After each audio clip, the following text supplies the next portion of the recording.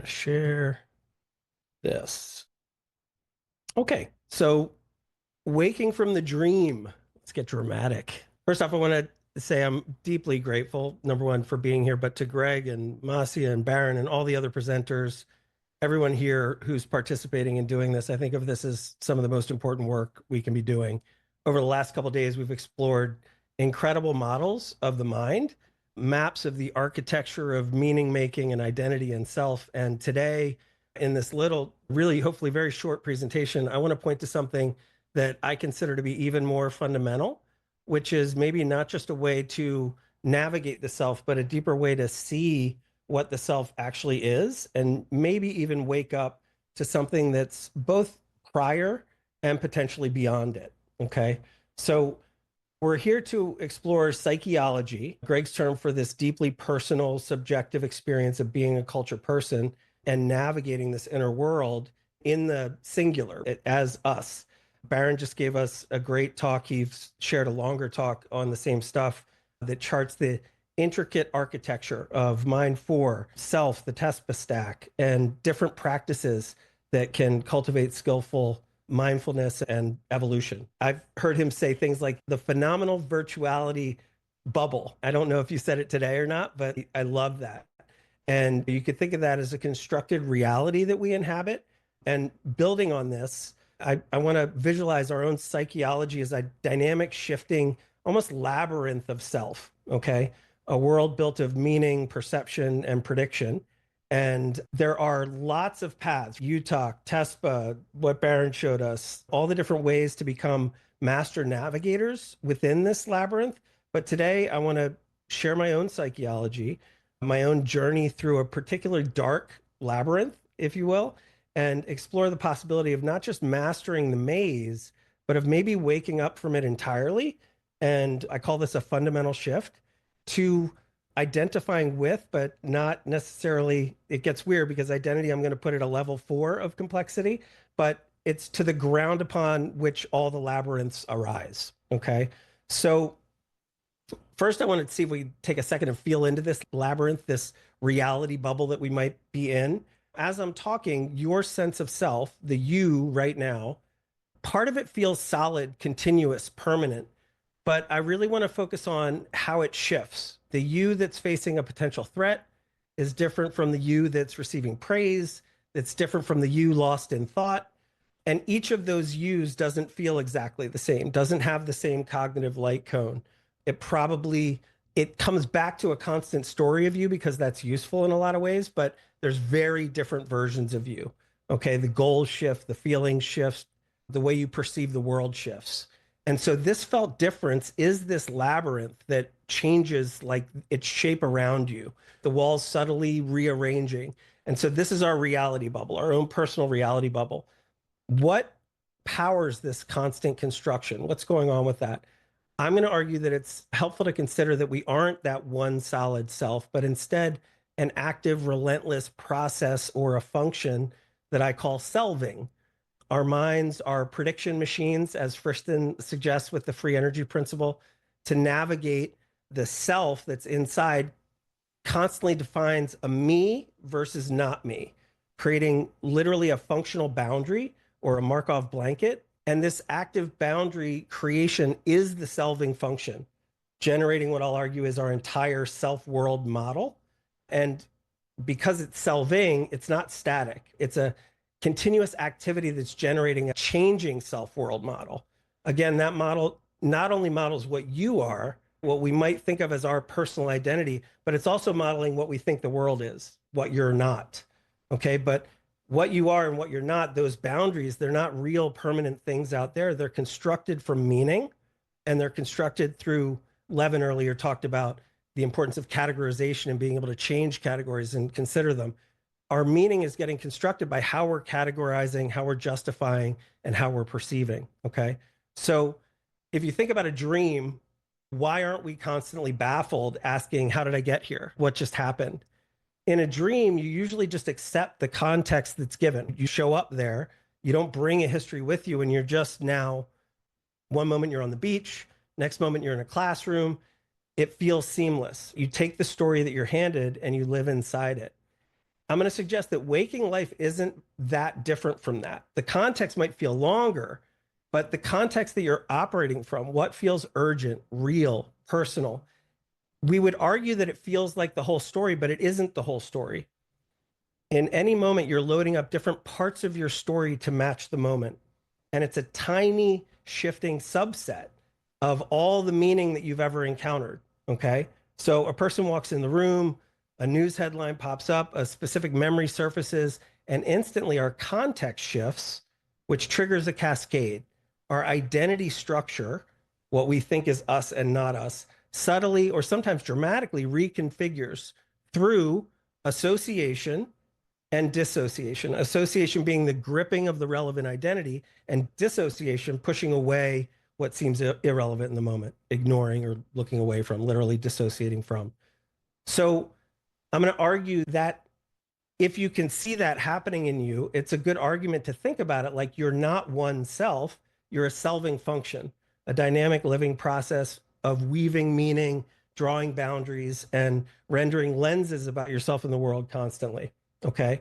So John Vervaeke's recurring relevance realization, the ongoing process of figuring out what matters now based on our goals and predictions, fits here really well. This is also what I think the free energy principle is arguing for. Okay. Whatever meaning feels most salient, most real in the moment is what we tend to grip. A new piece of information, a shift in the environment can instantly reconfigure our entire felt sense of self. And it does this through this unconscious association, dissociation that is this function that I'm talking about. Okay. So, along with context, the world changing around you, memory plays a huge part in this. Okay. But memory, I would argue, and Mike Levin has done a ton of work on this as well. It's not what most of us naturally think it is. It's not a recording of the past or a database of facts. It's more like a collection of engrams or seeds, core beliefs, compressed narratives, core meanings that we've taken, survival rules from our past. And these get merged with our current context to make new meaning. Okay. So these beliefs become the invisible lenses, the unconscious patterns that shape your psycheology. All right. And I have a visual for this. We are making meaning about the world all the time. And we use these concepts, these engrams in the selving function to do this perception game. Okay. So we can imagine that one kind of concept that we have is a memory.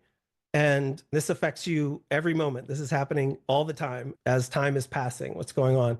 These memories or meanings get pasted on to whatever's happening in the moment, but we don't notice that this is happening. We don't see that the memory we're pasting on top of reality is affecting it in this way. I would say that this alters what you're perceiving in a really important way. And then also in a meaningful way, your old concept gets re-perceived, even when the memory isn't really happening again. So it's in a way like you literally re-see parts of the memory again. Your old concept gets perceived again, which of course changes the concept, right? It changes the perception of reality about the present moment. So unless we know that this is happening, we're literally not seeing reality accurately. And because of that, we're not having our best thinking about reality. So this is another way to try to describe the reality bubble that we're in, our own personal perception bubble. We don't usually see how our own psychology is affecting this. Okay. But what then happens is this puts another tick in the engram, and it creates arguably a new memory, but often categorized very similarly. And so this calcifies the original meaning even more deeply. So it makes it even more likely that you're going to believe that concept again and again and again in the future. Now, if this isn't useful, that's a real problem, because it makes the lens, the belief that you're looking through that's altering things, makes it harder and harder and harder to perceive the world closer to truth and more optimally if we have limiting lenses as an argument. So here's what this looks like at a party. You have a lens or a memory about Uncle Tony, that he's mean, and that lens doesn't just affect the relation with Tony. It's not there. It literally changes your psycheology in the moment, and it can affect the entire party, changes how the whole party feels. And that notably will change how you remember not just Tony again, but the entire party. It's like dragging its meaning through other experiences. So Notice that Tony wasn't being mean in the moment. He was simply serving food, but we perceived him as mean because we maybe had a past engram about him being mean, etc. Okay. So this meaning, this gripping, justifying, shifting, selving function, I would argue that this is the engine of the level 4 psychology on the tree of knowledge. This is the culture person plane. This is, as we identify as a self, this is the function that's running in each of us. And we don't see the beliefs lenses. We don't see the self. We act as the self. We are coming through that. We see through lenses. And in a way, that leaves us lost in a waking dream, in the dream that it's projecting. And it reinforces the very predictions that it created to stay safe, to stay in the pattern of whatever's going on, which is useful for survival. We're not saying this shouldn't happen, but I'm just noting this is what seems to be happening. To share my own personal psychology, because this isn't just theory for me. This is my early psychology was brutal. I was sexually, physically, emotionally, mentally abused throughout my entire childhood. By the age of 7, I was already using drugs and alcohol to feel better, to escape and dissociate and survive. As I grew up, my path spiraled into jails and halfway houses and institutions and hospitals. I lost many friends to suicide, my 2 best friends, as a matter of fact. I got cancer because I was so dysfunctional, I almost didn't care and I didn't really address it. It spread through my whole body. I had to go through a very aggressive chemotherapy. I was homeless. I did every heavy drug that you can name. So my psychology wasn't just painful, it was arguably lethal, right? If I'd kept that for too much longer, it would have killed me. And it killed people that I knew. So those experiences became like the abuse, the things that I did in my early adult life, things that I was in control of were as traumatic as things that had happened earlier, arguably, like just terrible things that I experienced as a young adult. They become those potent engrams, predicting a world of danger and pain, leading to beliefs and behaviors that are expressed as incredibly deep dysfunction. Okay. So one version of growth out of this, without a doubt, is mastering the tools, understanding UTOK, what I do, identity shifting, things like TESPA, understanding and stepping into an identification with mind 4, super important. For a long time, I thought about my life and I thought that the work was about fixing myself, building a better identity, healing the broken pieces. Okay. And to be clear, that work mattered a lot. It saved my life. But there was something deeper. And I really want to point out that this deeper is not necessarily beyond or better or after or anything. Shifting into what I'm trying to point to, that I'll get more clear about in a minute, actually affords us a better ability to do the level 4 tools, right? It leads to a higher functioning at level 4. So for me, there was something much deeper waiting. It was way back in 1991, through a moment of profound clarity, something in me shifted. I saw directly that I was not my past, that I was not my trauma, that I wasn't the endless story of suffering. And what seemed much more real, much more knowable and true was that I was awareness itself. I wasn't inside the dream was appearing inside me. It was like this deep shift. And from that realization, for me, everything changed. Okay. If we go back to mastering the labyrinth, mastering these tools, we absolutely want to do that. If we get trapped endlessly running these loops that are fueled by painful or limiting engrams and memories, that's the core of so much dysfunction for us. And in a way, we end up feeling very comfortable in our dysfunction. We live with dysfunction and don't challenge it because it's familiar, which is another part of the free energy principle. We want to keep similarities happening, even if they're negative. Change and difference is scarier. So that core dysfunction, this is where level 4 mastery comes in. What I do, which is I'm suggesting your identity is shifting all the time, but there's a way to consciously shift your identity. Using frameworks like Barron's 4M and TESPA and Stop Go, we can learn to navigate the labyrinth of self incredibly skillfully. We can learn to opacify the lenses. We can make the invisible visible. We can bring unconscious into consciousness. We can change our relevance realization. We can examine engram seeds and repattern them. We can learn to reinterpret the past with a different meaning so that our meaning making in the moment changes. Just that alone, changing the meaning of attached old wounds is hugely powerful to be a healthier self. There's no question. So for me, it involved transforming the meaning of profound trauma and I'm broken and unsafe into I'm resilient. I can help others. Those types of things taken as real, a reinterpretation of the past, get shown in a very authentic, different way today than I'm a victim, I'm broken, the world is dangerous, etc. Okay. This is powerful, life-changing work. And it's like mastering complex rules of mathematics. There's so much there with the influence matrix and this. There's 1,000 tools to apply, and it all really matters. Okay. JII, all the stuff. Okay. They're incredibly valuable, but is mastering the self and learning what I call conscious identity shifting, is that the end of the journey?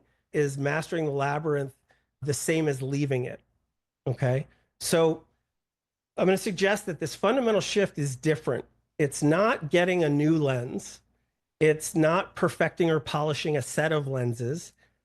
It's the experiential knowing that you are awareness, you are the awareness in which all the lenses, all the thoughts, all the identities appear and disappear. It's waking up from the self-world dream, that Markov blanket. Okay. So my journey, immense darkness, abuse, addiction, facing death in many ways, but cancer comes to mind, but I was almost killed by police a few times, like just car crashes, all kinds of stuff. I didn't overcome all that solely by mastering my identity. The ultimate freedom for me came from this shift, this direct realization of a different kind of awareness. It's a relationship to awareness that's different. All right. I don't want to put it in a new category. It is the awareness that we all have, but it's a different relationship to that awareness. It's a different realization. Okay. So it's not trading one identity for another. It's not becoming the awareness guy or the awake teacher or the sage. It's not another identity. It's resting as the boundless, peaceful space that's always been here before the trauma, during it, and after it. So it's simply being awake. Okay. And the most useful feature of this awakeness is that you can objectify this selving function, this gripping selving function. You can objectify that itself. You can see the whole prediction engine, the whole labyrinth weaving process that's running. So if we think about the free energy principle again, it's trying to minimize surprise. That selving function, the relevance realization that's going on, is trying to minimize free energy, trying to match its prediction to the world. All right. So the further our prediction is from the world, the more that sense of self freaks out. Free energy goes way up and we start to suffer. Okay. But rather than just minimizing free energy, what if you stop the prediction process entirely? Stop looking for relevance. The free energy immediately drops fully. The system settles fully if that's done authentically and in a real way. So true non-dual awareness acts as a root level override to the selving that might be captured and stuck. And I want to say it in this way. It's a radical refusal to keep feeding the prediction engine with identification. And I really didn't want to use a lot of big words. If there's 2 days of presentations with 1,000 big words and references and difficult things, I really want this to be simple. I want us to see that it's literally right here for all of us. But if you're tracking what I'm saying at all, you stop feeding the prediction engine with identification, with a claiming of I am this or that, that is this or that. There is a root level awareness that is prior and beyond that. Okay. So you stop trying to fix the loop. You stop running it by stopping identifying with it. So the old models are not painfully rewired. They literally become irrelevant. They become unnecessary. Okay. And the reason experiential knowing is on the slide is that this is a different kind of knowing. It's experiential. And I heard Barron speaking into this a little bit. It's experiential, not conceptual. It's not about justification. It's not a separate self trying to talk about truth from some partial perspective. It's literally a seeing that it's happening in this moment and in this moment and in this moment and in this moment. I see it. And so it needs no justification. So I don't want you to believe me or believe in anything. This is experiential, and it's something that will be realized in you or it won't. All right. But once you truly see, or not just know about and believe a story I'm telling, but see for yourself your own selving process, I'm going to suggest that you probably can't unsee that. You'll know that identity is a fluid construct because you see it happening. You see the gripping wanting to start. Okay. You might still play with identities. That's part of the beauty, but the compulsive gripping is gone. You're not just the self. Okay. So this can be known through experience, and awareness itself is the proof. All right. So from this space of awareness, we still do all the healing. We learn to opacify the lenses. We make the invisible visible, stop, go. We examine engram seeds and crucially learn to reinterpret our past. We can change the meaning attached to our old wounds. But this is a different level. Okay. So what is this level 5? We're here, right? We're doing this. Okay. We're trying to define what might this level 5 be, what's going on. And we think it might be digital. At each level of this stack, we're seeing very different complexity. And our digital plane, all the AI that's going on, all that, it's certainly complex. There's a lot of complexity there.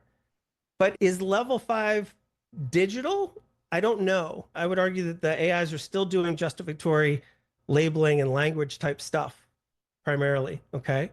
So one of the other things to consider is you could imagine removing a few of these layers and ending up with something that looks like this, that doesn't need the biology and all of the different stuff that's us if AI is level 5 or it's this digital complexification. Okay. So here's another option.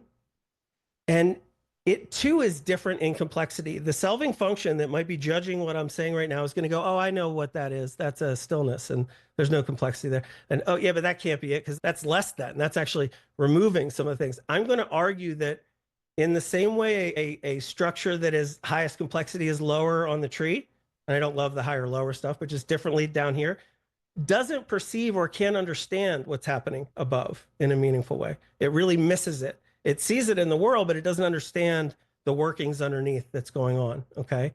And so I'm going to argue that this level up here is also different in complexity, and it's probably unseen from below it, but I'm suggesting that we have access to it in a meaningful way and that it's profound and it can change everything.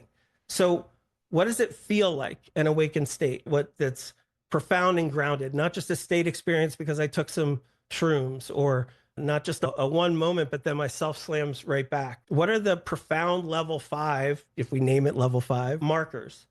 I'm going to argue some big ones, but there's so many more than this. Okay. But I'm going to argue that non-duality is a big one. And what that means for the psycheology of the individual is the default judgment valence muscle that's constantly going good, bad, like it, don't like it, toward away, all that duality that's going on there, that muscle relaxes. The reactive judging mind quiets. Resistance to what's going on softens. And I'm going to argue that this is potentially the end of psychological suffering. Pain remains, but resistance and suffering starts to fade. Fear of all kinds, even the fear of death, because it's tied to that limited self that's trying to hold on, that all loses its power. Okay. So non-duality is a really big marker of that. Another one is oneness. All right. Conceptual boundaries and categories, they tend to dissolve. It doesn't mean we can't perceive them or see them, but their meaning and their permanence dissolve. So things like self-other begins to dissolve. Inside-outside begins to dissolve. And in this non-duality way, good-bad begins to dissolve. And it turns into a felt sense of oneness.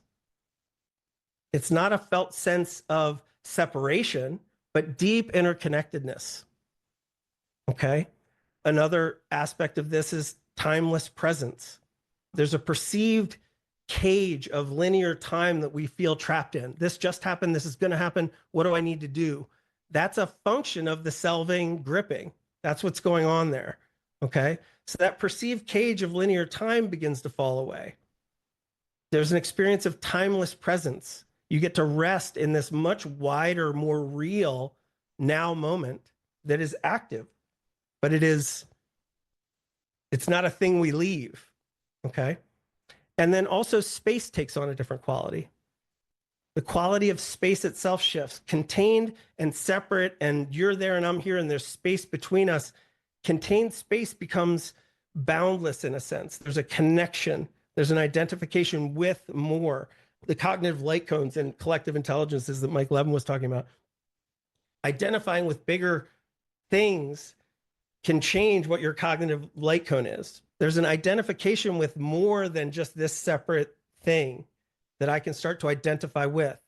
And I have all kinds of examples from other talks that identifying as defending your country, you'll give your own life for the country or the idea of the country, or being a parent, you would give your own life for your kids, etc.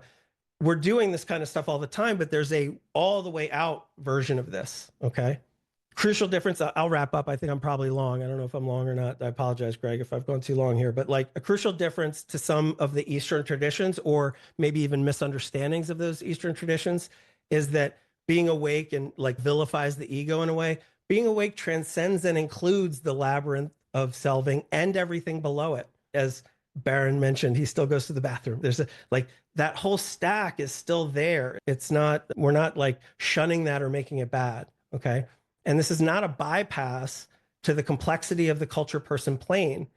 Again, level 4 skills matter, but I'm going to argue they become even more potent because we're not gripping from a self that's trying to fix itself in a way that it doesn't really exist anyway. Okay. So now those tools get wielded consciously and wisely by awareness, not by programs that are actually continuing to define the prison that it thinks it's in. So you engage with the world, with relationships, with challenges from a place of freedom and clarity, and you can embody different identities playfully, authentically, purposefully, without being lost in them, fully defined by them. So isness is simply present. And then labeling it as beautiful becomes a conscious appreciative act, a choice that we can decide to make should we want to. Okay.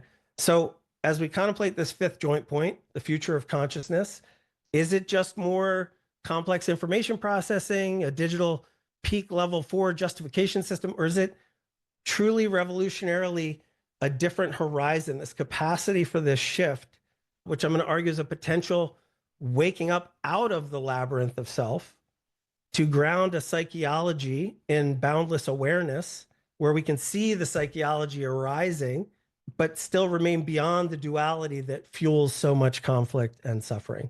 This is pointed to by sages across the millennia. Of course, this accessible experiential knowing as awareness, it's this shift beyond duality of self-other, grounding us in the potential of oneness, presence, and freedom.